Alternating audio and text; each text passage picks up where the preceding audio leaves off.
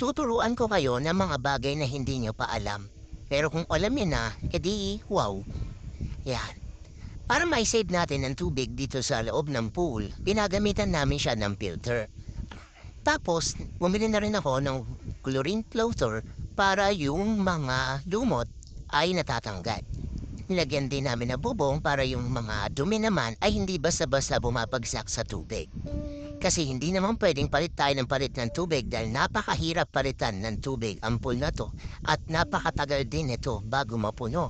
Inaabot siya ng isang araw. Ayan na. O, diba? Kitang-kita mo naman. Nagpe-filter na. Yun lang. Bye!